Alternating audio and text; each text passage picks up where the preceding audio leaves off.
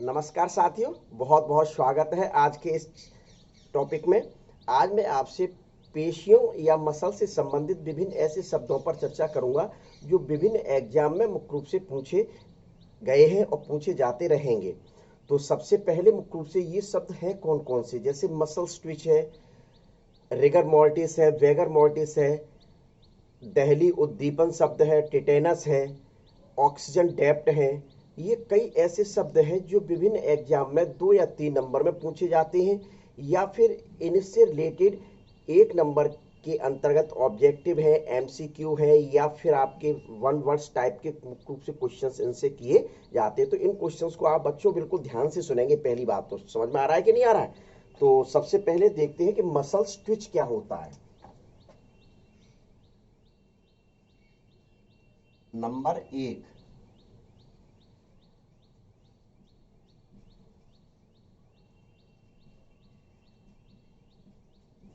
Muscle twitch. और number 2, thresh hold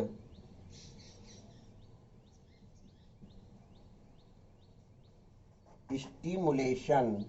चलो एक एक करके समझाते चलते, बाद में लिख देंगे। तो सबसे पहले देखते हैं मसल स्ट्विच। यदि किसी पेशी को एक बार उद्दीपन दिया जाए, यदि किसी मसल्स को एक बार उद्दीपन दिया जाए तो वह सिर्फ एक बार संकुचित होगी, वह मसल्स सिर्फ एक बार संकुचित होगी। उसका यह एक बार जो संकुचन है, वही एक बार का संकुचन मसल स्ट्विच कहलाता है। क्या कहलाता है? वही एक बार का संकुचन उसका मसल स्ट्विच कहलाता है। तो देखिए कैसे लिख सकते हैं, इसको डिफाइन कर सकते हैं, बाद में बताएंगे। देखिए, यदि किसी मसल्स को एक बार उद्दीपन दिया जाए तो वह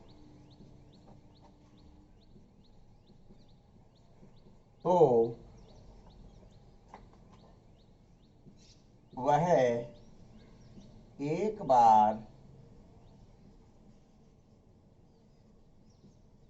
संकुचित होगी, उसका एक बार संकुचन या कॉन्स्ट्रिक्शन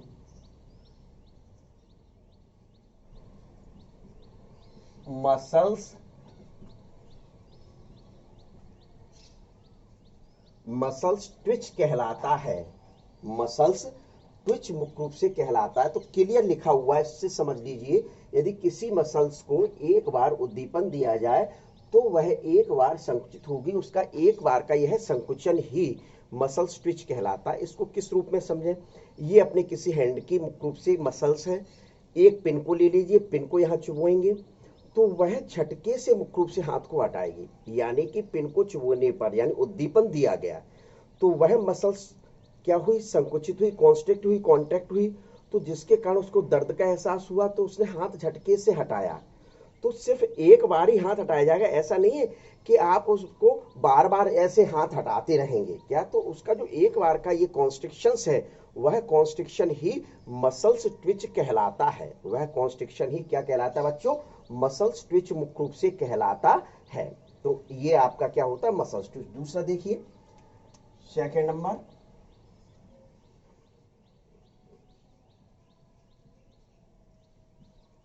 थ्रेश होल्ड स्टिमुलेशन, या इसको कहा जाता है दहली उद्दीपन।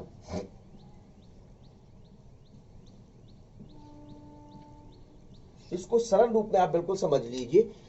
स्टिमुलेशन का वह न्यूनतम मान, स्टिमुलेशन का वह न्यूनतम मान जो पेशी संकुचन को प्रेरित कर सके। स्टिमुलेशन का वह न्यूनतम मान जो किसी पेशी को कॉन्स्ट्रिक्ट कर सके, वह न्यूनतम मान ही मुख्य रूप से क्या कहलाता है? दहली उद्दीपन या थ्रेशोल्ड स्टिमुलेशन कहलाता है। अर्थात यदि ये स्टिमुलेशन का मान उससे कम होगा तो वह किसी भी मसल्स को कॉन्स्ट्रिक्ट नहीं कर पाएगा, वह किसी भी मसल्स को कॉन्स्ट्रिक्ट नहीं कर पाएगा, तो उस दौरान मुख्य रूप से पेशी संकुचित नहीं होगी। यानी थ्रेशहोल्ड स्टिमुलेशन मान जो होता है उससे मान कम दिया जाए, पेशी को संकुचित किया जाए, तो वह पेशी संकुचित नहीं होती है। तो इस वजह से स्टिमुलेशन का वह न्यूनतम मान जो पेशी संकुचन के लिए आवश्यक होता है, थ्रेशहोल्ड स्टिमुलेशन कहलाता है। इस थ्रेशहोल्ड स्टिमुलेशन से यदि उद्दीपन कम है, यदि उद्दीपन का मान कम है, तो मुख्य रूप से पेशी संकुचित नहीं होगी, पेशी संकुचित नहीं होगी, ये ध्यान रख लीजिए। चलिए लिखिए, शॉर्ट में मैं लिखे देता हूं। क्या?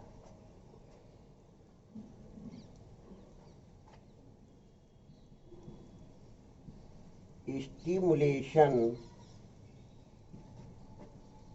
का वह मान जो किसी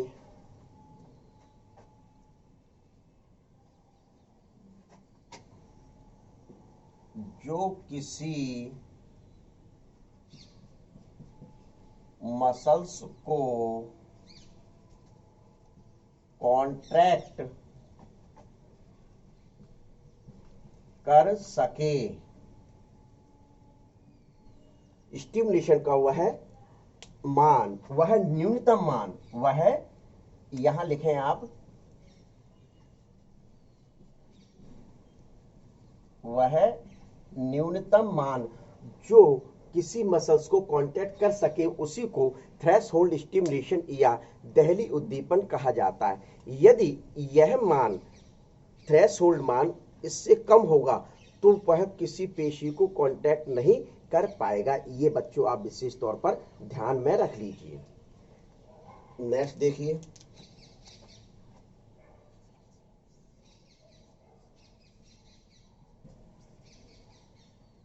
टिटेनस। टिटनिस अलग है, ये विशेष ध्यान रखना। क्या? टिटनिस अलग है, टिटेनस अलग है। ये बहुत खतरनाक, टिटनिस भी बहुत खतरनाक डिसीज है और यह भी बहुत खतरनाक स्थिति है। यदि किसी पेशी को शीघ्र उद्दीपन किया जाए, उद्दीप्त किया जाए, यदि किसी मसल्स को शीघ्र से शीघ्र उद्दीप्त लगातार किया जाए, तो वह मुख्य रूप से पेशी लगातार उद्दीप्त बनी रहेगी जब तक उसको मुख्य रूप से क्या दिया जाएगा, उद्दीपन दिए जाएंगे। अब पेशी मसल्स मुख्य रूप से लगातार कैसी है, संकुचित बनी हुई है, क्या संकुचित स्थिति में रह रही है, तो यह स्थिति मुख्य रूप से अपने लिए बहुत खतरनाक होती है। इस स्थिति में मुख्य रूप से कभी कभार मुख्य रूप से मृत्यु हो सकती है। इस स्थिति में मुख्य रूप से कभी कभार मृत्यु मुख्य रूप से हो सकती है, ये विषय ध्यान रखें। तो क्या लिख सकते इसकी डेफिनेशन?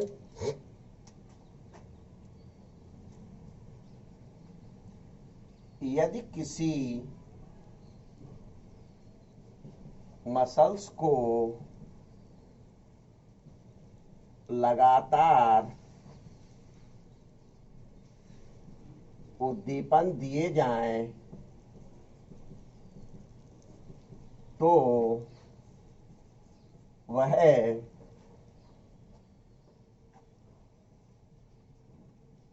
सदैव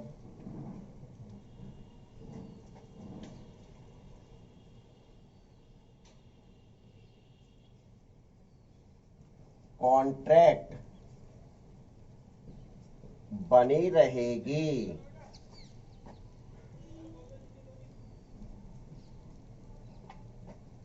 इस स्थिति में कभी कभार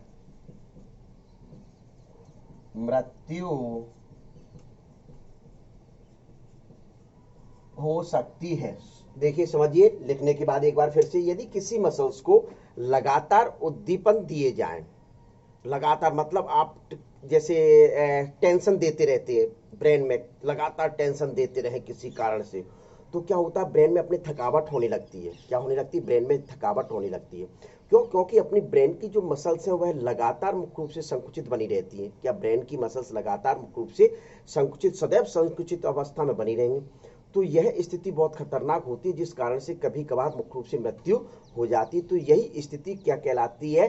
टिटेनस कहलाती। अर्थात किसी पेशी को लगातार उद्दीपन दिए जाने पर लगातार वह संकुचित अवस्था में, सदैव संकुचित अवस्था में बनी रहेगी जब तक उद्दीपन दिए जा रहे हैं। तो यही स्थिति क्या कहलाती है? टेटेनस कहलाती है। क्या कहलाती है? टेटेनस कहलाती है। देखिए नेक्स्ट वर्ड देखिए,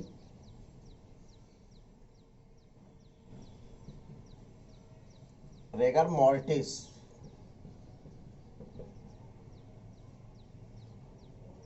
आप लोगों ने देखा होगा रेगर मॉर्टिस में कि मृत्यु के बाद, किसी व्यक्ति की मृत्यु के बाद या डेथ के बाद मुख्य रूप से क्या होता है कि शरीर में टाइटनेस आने लगती, कड़ापन होने लगता है। शरीर कैसा होने लगता है? कड़ापन। तो यह कड़ापन मुख्य रूप से सबसे पहले जौ से शुरुआत होता है, जबड़े से शुरुआत होता है, धीरे धीरे मुख्य रूप से नीचे कड़ापन जाता है। ऐसा क्यों होता है? क्योंकि कैल्शियम आयन बाहर निकलने लगते हैं, कैल्शियम आयन बाहर निकलने लगते हैं, जिसके कारण मुख्य रूप से वह शरीर कड़ा रह जाता है, वह शरीर कड़ा हो जाता है। और यह कड़ापन मुख्य रूप से कहां से स्टार्ट होता है? जबड़े से लेकर नीचे वाले भाग तक मुख्य रूप से धीरे धीरे जाता है। तो यह स्थिति क्या कहलाती है? रिगर मॉर्टिस कहलाती है। तो रिगर मॉर्टिस में क्या लिखोगे? मृत्यु के बाद शरीर का कड़ापन होना।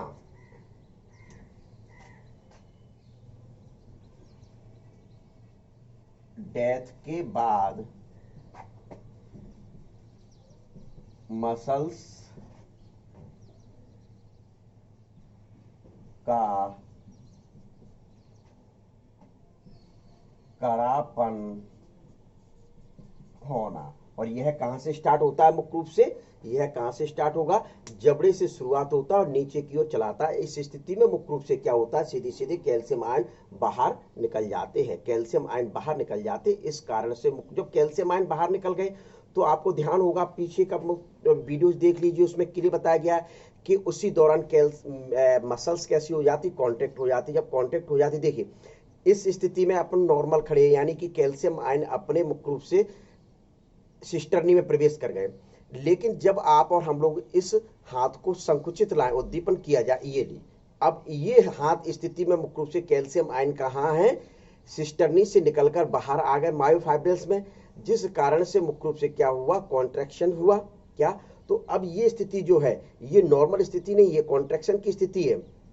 अब जब तक कैल्शियम आयन सिस्टर्नी में प्रवेश नहीं करेंगे तो तब तक मुख्य रूप से इसकी मसल्स जो है वह टाइट हो जाएंगी, कड़ीपन हो जाएंगी। तो यही स्थिति डेथ के बाद होती है। यही स्थिति क्या होती है?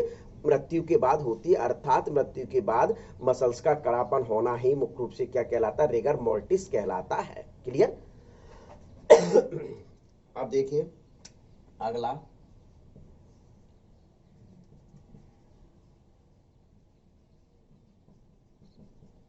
Vigour mortis. विगर मॉर्टिस मुख्य रूप से क्या होता है? संकुचन के समय पेशी को, संकुचन के दौरान मुख्य रूप से मसल्स की एटीपी खत्म हो जाए। संकुचन के दौरान, कॉन्ट्रैक्शन के दौरान मसल्स की एटीपी खत्म हो जाए तो वह पेशी हमेशा कॉन्ट्रैक्शन की स्थिति में बनी रहेगी।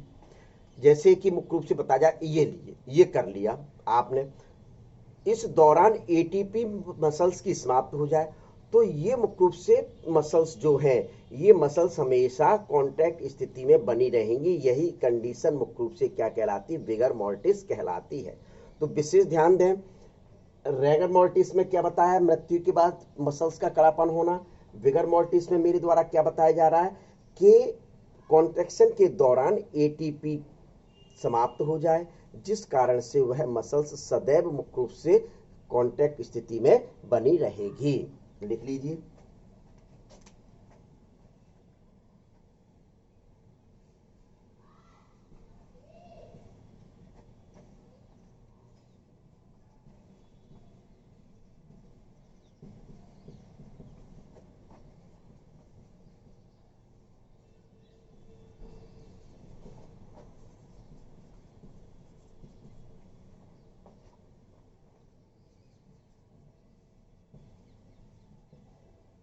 तो वह मसल्स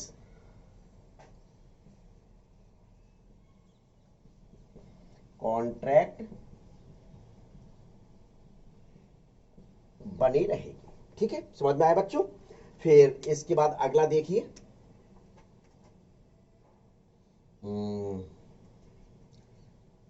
छठवें नंबर का क्या बताया जाए? लकवा आप लोगों ने सुना होगा, चलिए इस पर चर्चा करते हैं। पैरालाइसिस,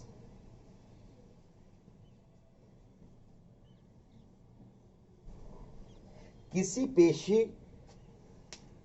पेशी को लाने वाले, जो ब्रेन से किसी पेशी को तंतु लाते हैं यानी नर्व्स लाते हैं, वो नर्व्स मुख्य रूप से डैमेज हो जाए, क्षतिग्रस्त हो जाए।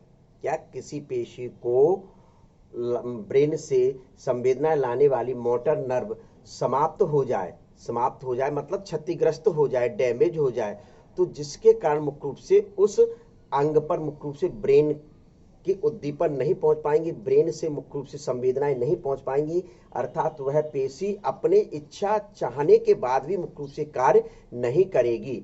इसी स्थिति को लकवा या पैरालाइसिस के नाम से जाना जाता है। इसी स्थिति को लकवा या पैरालाइसिस के नाम से मुख्य रूप से जाना जाता है। यानी पेशी को आवेग लाने वाली, इंपल्स लाने वाली, कहां से इंपल्स ला रही है? ब्रेन से। भाई कि सपोज दैट के मुख्य रूप से ये कहा जाए कि अपना हाथ है, ये हैंड है, तो हैंड में मुख्य रूप से क्या है कि पिंच, वही तो हाथ हटाया झटके से। अब यदि ये कहां से गया? मसल्स से संवेदना न्यूरॉन्स के माध्यम से कहां गई? ब्रेन को। और ब्रेन मुख्य रूप से ये उत्तर दे रहा है कि आपको पिंच की गई है, चुभोई गई है, तो इस हाथ को आप हटा लीजिए, दर्द हो रहा है। लेकिन सपोज दैट अब वो इंपल्स कहां से आ रहे? ब्रेन से हाथ हटाने के कहां से आ रहे? उस मोटर नर्व के द्वारा इस मसल्स तक आ रहे हैं। अब सपोज दैट कि वह मोटर नर्व नष्ट हो जाए, वह मोटर नर्व मुख्य रूप से या चालक तंत्रिका जिसको कहा जाता है, वह चालक तंत्रिका किसी कारण से डैमेज हो जाए, तो मुख्य रूप से क्या होगा कि आप चाहते हुए भी कि कोई पिंच हो रहा है, आपको एहसास नहीं होगा, तो मुख्य रूप से चाहते हुए भी उस हाथ को नहीं हटा सकते। क्यों? क्योंकि ब्रेन से इंपल्स लाने वाली वह मोटर नर्व डैमेज हो गई है, क्षतिग्रस्त हो गई है। इसी स्थिति को मुख्य रूप से क्या कहा जाता है? लकवा या पैरालाइसिस कहा जाता है। जैसे देखा होगा लकवा पैरालाइसिस में किसी व्यक्ति को हाफ साइड में जाता है तो वह हाथ को उठाना चाहता है, यदि कोई व्यक्ति पकड़कर हाथ को उठा देता है तो उसका हाथ फिर नीचे आ जाता है। लेकिन आप चाह रहे हैं कि हाथ को उठाना चाहें तो हाथ को नहीं उठा पाएंगे, तो यही स्थिति क्या कहलाती है? लकवा या पैरालाइसिस कहलाती है। क्यों? क्योंकि मुख्य रूप से आप तो चाह रहे हैं लेकिन आपके ब्रेन के माध्यम से मोटर नर्व उस हैंड के मसल्स के लिए मुख्य रूप से इंपल्स नहीं ला पा रही है। क्यों? क्योंकि मुख्य रूप से वह मोटर नर्व डैमेज या क्षतिग्रस्त हो चुकी है। तो यही क्या कहलाती? पैरालाइसिस या लकवा कहलाती है। तो लिख लीजिए, पैरा पेशी को आवेग लाने वाली मसल्स को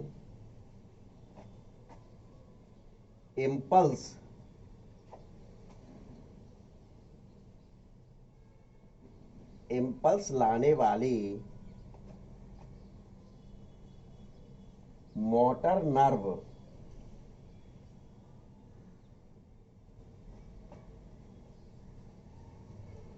डैमेज हो जाए, तो उस स्थिति को मुख्य रूप से क्या कहा जाता है?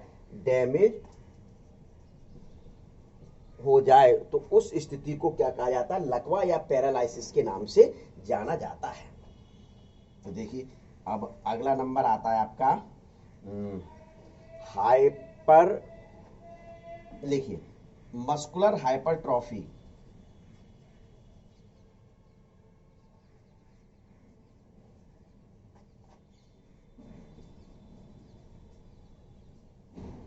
मस्कुलर हाइपरट्रॉफी क्या होता है? तो सुनिए, यदि पेशी को अधिक कार्य करना पड़े, आप लोगों ने देखा होगा जिम जाते हैं तो जिम जाने के दौरान मुख्य रूप से आप एक्सरसाइज करते हैं उस मशीनों के द्वारा, तो ये गट्सों को बढ़ाना है आपको, ये वाली, ये तो क्या करते? इनको अधिक कार्य कराते, इनको क्या कराते? अधिक कार्य कराते। तो इनके जो मुख्य रूप से जो मायोफाइब्रिल्स होते हैं, पेशी तंतु जो होते हैं, वह अधिक कार्य करने के कारण मोटे हो जाते, अधिक कार्य करने के कारण मोटे हो जाते। तो वही स्थिति क्या कहलाती? मस्कुलर हाइपरट्रॉफी कहलाती है। वही स्थिति मस्कुलर हाइपरट्रॉफी कहलाती है। तो लिख लीजिए, यदि किसी मसल्स को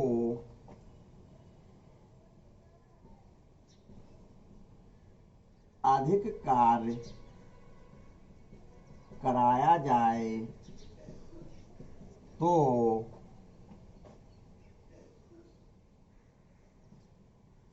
उसके पेशीय तंतु या मसल्स फाइबर अधिक मोटे या थिक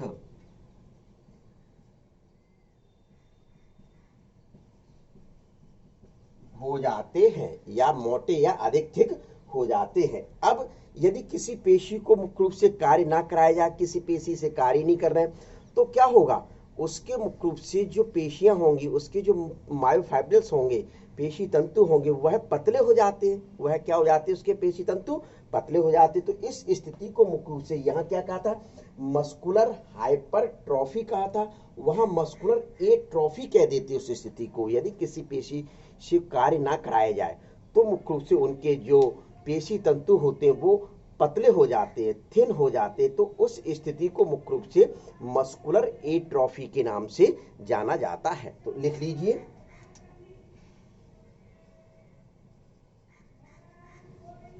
मस्कुलर एट्रॉफी। इसका जस्ट अपोजिट कर दें कि तो जगह है अपने पास, पर्याप्त है अभी। यदि किसी मसल्स को कार्य ना कराया जाए तो उनके तंतु, दिखाई दे रहा है, तो उनके तंतु पतले यानी थिन हो जाते हैं। उनके तंतु मुख्य रूप से क्या हो जाते हैं, पतले या थिन हो जाते हैं। तो ये मुख्य रूप से शब्द है, इसका एक बार स्क्रीनशॉट ले लीजिए, अभी और जगह है, दिखाई दे रहा है। तो अब अगली चर्चा मुख्य रूप से किस पर करते हैं, मसल स्टोन। तो मसल स्टोन क्या होता है, जीवन भर पेशी में, क्या मतलब ऑल लाइफ की चर्चा कर रहे हैं कि जीवन भर पेशी में न्यूनतम संकुचन बने रहने की स्थिति मसल स्टोन कहलाती है। जीवन भर पेशी में, जीवन भर पेशी में न्यूनतम संकुचन बने रहने की जो कंडीशन होती है, वह कंडीशन मसल्स टोन कहलाती है। लिख लीजिए आप, मैं यहां लिखे देता हूं एक 9वें नंबर का point, muscles tone. Muscles tone के बारे में लिख लीजिए। चलिए मैं बोल रहा हूं, जीवन भर पेशी में, जीवन भर पेशी या मसल्स में न्यूनतम संकुचन, न्यूनतम संकुचन बने रहने की स्थिति, बस इतना ही लिख दिया, इससे आप समझ सकते हैं आसानी से। मसल स्टोन मुख्य रूप से क्या कहलाता है, जीवन भर पेशी में न्यूनतम संकुचन बने रहने की स्थिति ही मुख्य रूप से क्या कहलाती है, मसल स्टोन कहलाती है। अभी मैंने आपको बताया थ्रेशोल्ड स्टिमुलेशन, कि थ्रेशोल्ड स्टिमुलेशन क्या होता है, वह न्यूनतम मान जो किसी पेशी को कॉन्ट्रैक्ट कर सके, वह स्थिति ही क्या कहलाती है, उस स्थिति में पेशी कॉन्ट्रैक्ट होगी। अब यदि उससे न्यूनतम मान कर दिया जाए तो पेशी कॉन्ट्रैक्ट नहीं होगी। इसमें क्या कह दिया, यानी थ्रेशोल्ड स्टिमुलेशन जीवन भर बने रहे, थ्रेशोल्ड स्टिमुलेशन जीवन भर बने रहे, तो वही स्थिति मुख्य रूप से क्या कहलाती है, मसल्स टोन कहलाती है। वही स्थिति मुख्य रूप से क्या कहलाती है, मसल्स टोन के नाम से जाना जाता है। तो देखिए, अब इसका स्क्रीनशॉट ले लिया होगा, अभी मैं पूरा मिटा दूंगा, पहले ऊपर के मिटा देता हूं। देखिए 9 पॉइंट हो गए, मसल से रिलेटेड बहुत ही महत्वपूर्ण पॉइंट चल रहे बेटा, बहुत एग्जाम में पूछे जाते हैं। अब 9 के बाद देखिए 10 नंबर का, 10 नंबर में बताया था आइसोटोनिक कॉन्स्ट्रक्शन। आइसोटोनिक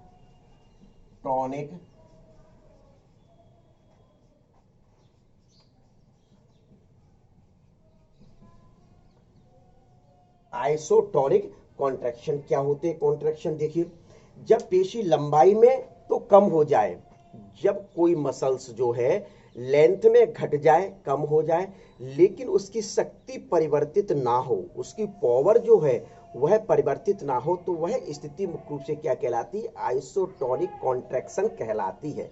देख रहे हैं बेटा मेरी लाइन कहाँ जा रही है? ये न्यू जा रही है, ऐसे जाती है, फुर्र ऊपर से उड़ जाती है। भाई कितनी भी कोशिश करूं लेकिन लाइन मेरी सीधी नहीं आ पाती। आज मैं कोशिश करके ही रहूंगा।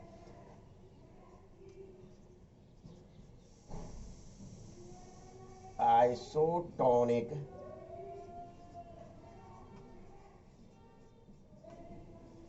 कॉन्ट्रैक्शन, ये देखिए अब तो काफी हद तक लाइन सीधी गई होगी, तो भी चलिए थोड़ी थोड़ी जाएगी धीरे धीरे। तो क्या बताया गया आइसोटोनिक कॉन्ट्रैक्शन में? जब मसल्स की लेंथ घट जाए, कम हो जाए, जब मसल्स की लेंथ घट जाए या कम हो जाए, लेकिन उसकी पावर या शक्ति परिवर्तित ना हो, तो वह स्थिति मुख्य रूप से क्या कहलाती है? आइसोटोनिक कॉन्ट्रैक्शन कहलाती है। तो लिख दीजिए, जब मसल्स की लंबाई कम हो जाए, लंबाई कम हो जाए, लेकिन शक्ति यानी पावर, कार्य करने की शक्ति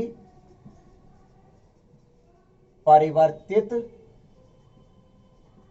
ना हो, शक्ति परिवर्तित ना हो, तो वह स्थिति मुख्य रूप से क्या कहलाती है? आइसोटोनिक कॉन्ट्रैक्शन कहलाती है।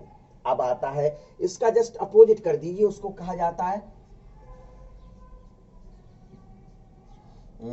आइसोमेट्रिक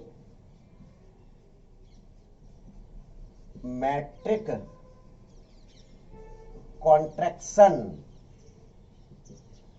इसमें क्या होगा भाई बच्चों कि लंबाई में कोई परिवर्तन ना हो लेकिन शक्ति परिवर्तित हो जाए। इसका लिख दीजिए, चलिए जरूरी नहीं कि बार बार लिखा जाए कि आइसोमेट्रिक कॉन्ट्रैक्शन क्या कहलाती है। मैंने बोला कि आइसोटोनिक का जस्ट अपोजिट कर दी। आइसोटोनिक में क्या था? आइसोटोनिक में क्या था कि मसल्स की लेंथ कम हो रही है, इसमें लेंथ में परिवर्तन नहीं होगा, उधर शक्ति में परिवर्तन नहीं हो रहा था, तो यहां शक्ति में परिवर्तित हो जाता है, तो वही स्थिति क्या कहलाती है? आइसोमेट्रिक कॉन्ट्रैक्शन कहलाती है। ले लीजिए जरा स्क्रीनशॉट, ले लिया। अब मैं इसको मिटाने जा रहा हूं, देखिए पूरा मैं मिटाल रहा हूं।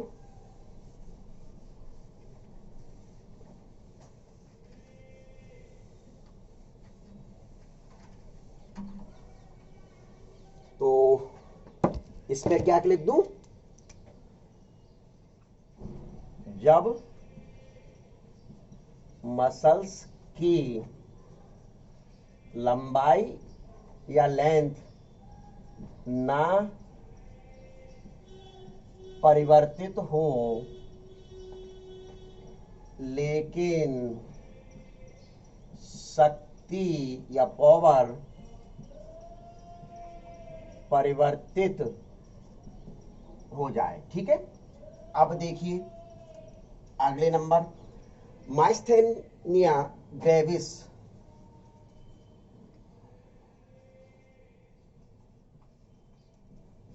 ये रोग है एक, ये क्या है? एक रोग है। इस रोग में मुख्य रूप से क्या होता है कि मसल्स कमजोर पड़ जाती है। इस रोग में क्या होता है? मसल्स कमजोर पड़ जाती है। मसल्स कमजोर क्यों पड़ जाती हैं? क्योंकि उनसे संबंधित जो न्यूरॉन होते हैं वह कमजोर पड़ जाते हैं। पेशियों से संबंधित, जैसे कि आपको बताया गया हुआ ध्यान है कि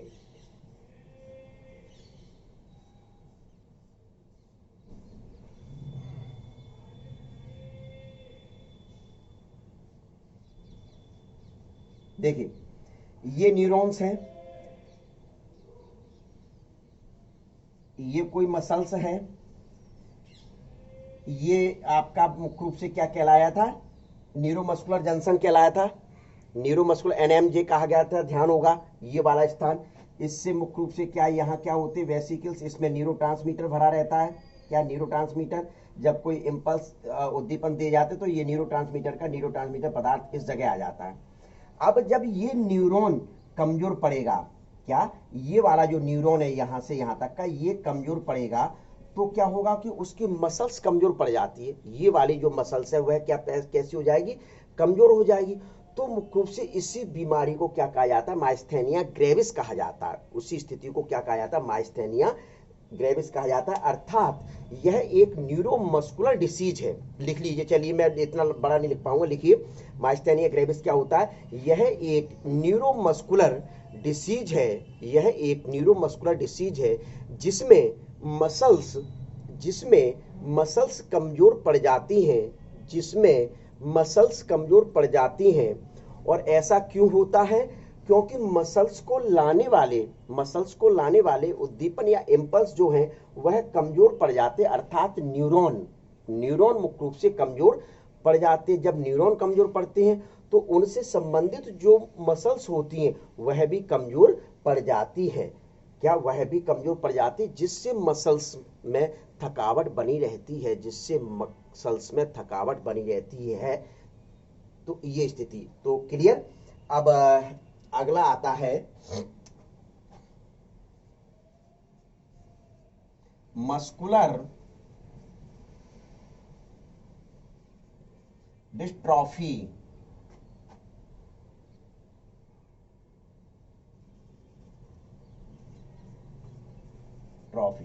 देखिए, मस्कुलर डिस्ट्रॉफी भी मुख्य रूप से एक प्रकार की बीमारी है। यह पेशीय रोगों का एक समूह है, यह मसल्स ग्रुप का एक समूह है। इसमें क्या होता है कि स्केलेटल मसल्स में कमजोर हो जाती हैं। इसमें क्या होता है, जैसे इसमें बताया कि मसल्स कमजोर पड़ जाती हैं, वह कमजोर क्यों पड़ी थी कि न्यूरॉन उनके कमजोर पड़े थे, इस वजह से मसल्स कमजोर पड़ी। लेकिन मुख्य रूप से इसमें क्या होता है, इस पेशी समूह के रोग में क्या होता है, स्केलेटल मसल्स कमजोर होती है। ऐसा क्यों होता है, इसको मिटा दूं, इस डायग्राम को बना लिया होगा, बना लिया ना। चलिए, स्केलेटल मैं शॉर्ट में लिखे देता हूं, स्केलेटल मसल्स कमजोर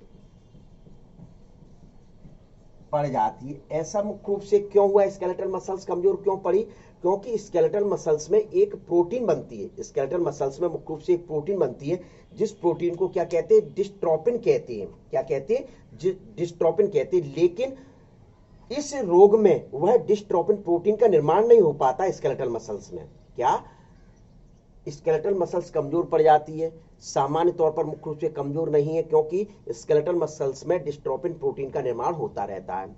लेकिन मुख्य रूप से किसी एक्स क्रोमोसोम, यह मेल और फीमेल दोनों में पाई जाती है, तो एक्स क्रोमोसोम की जो आम भुजा छोटी होती है उसके मध्य भाग में मुख्य रूप से जो जीन्स पाए जाते हैं डिस्ट्रोफिन के, तो वह डिस्ट्रोफिन प्रोटीन का निर्माण नहीं हो पाता किसी कारण से। क्या डिस्ट्रोफिन का निर्माण किसी कारण से मुख्य रूप से नहीं कर पाते हैं, तो उस दौरान मुख्य रूप से एक बीमारी हो जाती है, उसको मस्कुलर डिस्ट्रॉफी के नाम से जाना जाता है, मस्कुलर डिस्ट्रॉफी के नाम से जाना जाता है। तो लिख लीजिए, इसके बारे में बहुत बड़ा है, मैंने तो सिर्फ ये लिख दिया, स्केलेटल मसल्स कमजोर पड़ जाती हैं जिसके कारण मुख्य रूप से थकान बनी रहती है, थकावट होती रहती है। लेकिन पूरा लिख लीजिए,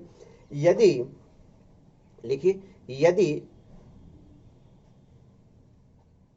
किसी स्केलेटल मसल्स में डिस्ट्रोफिन का निर्माण ना हो, यदि किसी स्केलेटल मसल्स में डिस्ट्रोफिन प्रोटीन का निर्माण ना हो, तो उस स्थिति में एक रोग हो जाता है। उस रोग को ही मस्कुलर डिस्ट्रॉफी कहा जाता है। ऐसा क्यों हुआ, क्योंकि डिस्ट्रोफिन का निर्माण नहीं होगा स्केलेटल मसल्स में, तो जिसके कारण स्केलेटल मसल्स कमजोर पड़ जाती है, अर्थात यह एक मसल्स से रिलेटेड बीमारी है। ऐसा एक्स क्रोमोसोम की छोटी भुजा में एक म्यूटेंट जीन के कारण मुख्य रूप से होता है। तो ये मुख्य रूप से आपका क्या होता है, सीधे सीधे मस्कुलर डिस्ट्रॉफी। आपसे रिटन में नहीं पूछा जाएगा, आप तो केवल मस्कुलर डिस्ट्रॉफी के बारे में इतना समझ लीजिए कि सीधे सीधे कह देंगे स्केलेटल मसल्स कमजोर पड़ जाती है। लेकिन ये पूछा जा सकता है कि ये रोग क्यों होता है, तो वहां आप ध्यान रख लीजिए स्केलेटल मसल्स में डिस्ट्रोफिन प्रोटीन का निर्माण ना होने के कारण या स्केलेटल मसल्स में डिस्ट्रोफिन प्रोटीन ना बनने के कारण मुख्य रूप से यह बीमारी होती है। यह मेल और फीमेल दोनों में ही मुख्य रूप से होती है। ठीक है, तो ये अब देखिए 40 नंबर का बहुत ही महत्वपूर्ण मैं बताने जा रहा हूं, ऑक्सीजन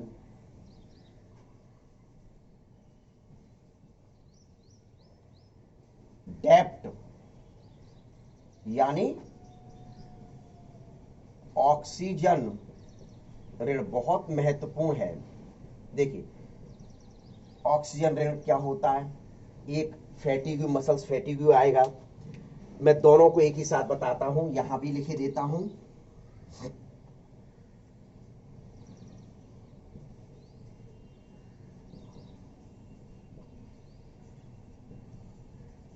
पेशी थकावट पहले सुनते हैं कि जब कोई व्यक्ति हार्ड वर्क करता है, जब कोई व्यक्ति हार्ड वर्क करता है, लगातार मुख्य रूप से दौड़ता रहता है, तो आपने देखा होगा उनकी ये वाली जो मसल्स हैं, ये वाली मसल्स मुख्य रूप से क्या इनमें थकावट आ जाती, व्यक्ति थक जाता है, फिर कुछ समय बैठता है तो आराम से फिर से मुख्य रूप से थकावट दूर हो जाती है। तो क्यों ऐसा होता है कि जब कोई हार्ड वर्क करता है, कोई स्ट्रेनस वर्क करता है, कोई दौड़ लगाता है, कोई रनिंग करता है, यदि कंटिन्यूस रनिंग करता है तो उसमें मुख्य रूप से कभी कभार रनिंग करने की अपेक्षा थकावट कम आती, एथलीट्स में थकावट आप और हम लोगों की अपेक्षा कम होती है। उस स्थिति में क्या होता है, पेशियों में थकावट का सीधे सीधे कारण है कि ऑक्सीजन की आवश्यकता, भाई लगातार व्यक्ति दौड़ता चला जा रहा है, लगातार व्यक्ति दौड़ता चला जा रहा है, तो वहां मुख्य रूप से क्या होता है, ऑक्सीजन की कमी आ जाती है, जिसके कारण से वह मुख्य रूप से अनॉक्सी श्वसन द्वारा ऊर्जा लेने लगता है। भाई जब ऑक्सीजन नहीं तो सीधे सीधे एरोबिक रेस्पिरेशन तो होने से अनॉक्सी श्वसन तो होगा नहीं, तो अनॉक्सी श्वसन नहीं होगा तो एनर्जी कहां से मिलेगी, तो निश्चित है मुख्य रूप से एनर्जी, यदि दौड़ना है तो एनर्जी तो कहीं से लेनी है, तो वह एनर्जी मुख्य रूप से अनॉक्सी श्वसन या एन एरोबिक रेस्पिरेशन के द्वारा लेने लगता है। तो उस दौरान मुख्य रूप से लैक्टिक एसिड बनता है, उस दौरान लैक्टिक एसिड बनता है, और यह लैक्टिक एसिड जो है ये हमारी मसल्स के बीच में, यह लैक्टिक एसिड हमारी मसल्स के मुख्य रूप से बीच में डिपॉजिट हो जाता है। देखिए ये लैक्टिक एसिड है, ये डिपॉजिट हो गया ऐसे। अब जब ये डिपॉजिट हो गया तो क्या होगा, ये लैक्टिक एसिड मुख्य रूप से लैक्टिक एसिड के जमाव के कारण ये मसल्स मुख्य रूप से एक दूसरे के ऊपर ग्लाइडिंग नहीं कर पाएंगे, एक दूसरे ऊपर ग्लाइडिंग नहीं कर पाएंगे। लेकिन अपने को रनिंग करना है तो अपन जबरदस्ती करते हैं, क्या करते हैं, जबरदस्ती करते हैं, उसी दौरान मुख्य रूप से क्या आती है, थकावट आने लगती है। तो इसी कंडीशन को क्या कहा जाता है, मसल्स फैटिग्यू कहा जाता है। इसी स्थिति को क्या कहा जाता है, मसल्स फैटिग्यू कहा जाता है। अब स्वाभाविक है कि जब हार्ड वर्क कर रहे हैं, अब ऑक्सीजन ऋण सुनिए, यही मैं ऑक्सीजन ऋण की डेफिनेशन बता रहा हूं कि जब आप हार्ड वर्क कर रहे हैं, कोई रनिंग का कार्य कर रहे हैं, किसी भी प्रकार का हार्ड वर्क कर रहे हैं, मैं ये नहीं कह रहा हूं रनिंग करें या कोई भी हार्ड वर्क की मैं चर्चा कर रहा हूं, तो उस दौरान अतिरिक्त ऑक्सीजन की आवश्यकता होती है, अतिरिक्त ऑक्सीजन की आवश्यकता होती है। तो ये जो नॉर्मल स्थिति की अपेक्षा, जो ऑक्सीजन की बात नहीं कर रहा हूं मैं, इसके अलावा जब हार्ड वर्क करेंगे तो ऑक्सीजन की आवश्यकता अधिक होगी, क्योंकि ऑक्सीजन करना है, एरोबिक रेस्पिरेशन करना है, तो ऑक्सीजन तो चाहिए कहीं से। तो कुछ ऑक्सीजन की तो मुख्य रूप से जो पेशी में मायोग्लोबिन होता है उससे बाइंड अप रहता है, उसका उपयोग कर लेती है, लेकिन वह भी मुख्य रूप से पूर्ति नहीं करता। तो जो ऑक्सीजन की अतिरिक्त खपत है, वही अतिरिक्त खपत मुख्य रूप से ऑक्सीजन डेप्ट या ऑक्सीजन ऋण कहलाती है। हार्ड वर्क करने के दौरान जो ऑक्सीजन अतिरिक्त आवश्यक होती है, वही अतिरिक्त ऑक्सीजन की आवश्यकता ही मुख्य रूप से क्या कहलाती है, ऑक्सीजन ऋण या ऑक्सीजन डेप्ट मुख्य रूप से कहलाती है। अब एक स्थिति में तो ये ऑक्सीजन के लिए मुख्य रूप से चाहिए, वही क्या होता है कि थकावट आई तो लैक्टिक एसिड बना, तो वहां क्या करना पड़ता है, तो ऑक्सीजन के द्वारा ही लैक्टिक एसिड का ऑक्सीडेशन होता है। लैक्टिक एसिड का ऑक्सीडेशन उस ऑक्सीजन के द्वारा ही होता है। इस वजह से एरोबिक के अलावा यहां मुख्य रूप से उसका ऑक्सीडेशन करना है। भाई थकावट बन गई, अभी मैंने बताया लैक्टिक एसिड जम गया, अब लैक्टिक एसिड को भी तो हटाना है, तो लैक्टिक एसिड का ऑक्सीडेशन मुख्य रूप से ऑक्सीजन की उपस्थिति में होता है।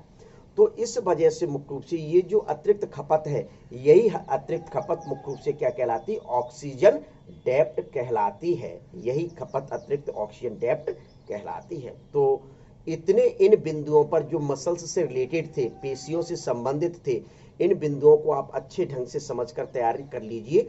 यदि कोई प्रॉब्लम आती है तो निश्चित तौर पर आप मुख्य रूप से कमेंट्स बॉक्स में पूछिए, या मेरे जो आपको व्हाट्सएप नंबर बेटा दिए गए हैं उन व्हाट्सएप नंबर पर भी मुख्य रूप से चर्चा आसानी से कर सकते हैं। लेकिन पढ़ाई जरूर करें, और पढ़ाई करें तो निश्चित तौर पर कमेंट्स दिया करें, और कमेंट्स दिया करें, सब्सक्राइब करें, शेयर करें, इस लिंक को इधर उधर पहुंचाएं, तो जिसके कारण मुख्य रूप से थोड़ा सा उन बच्चों का भी लाभ होगा।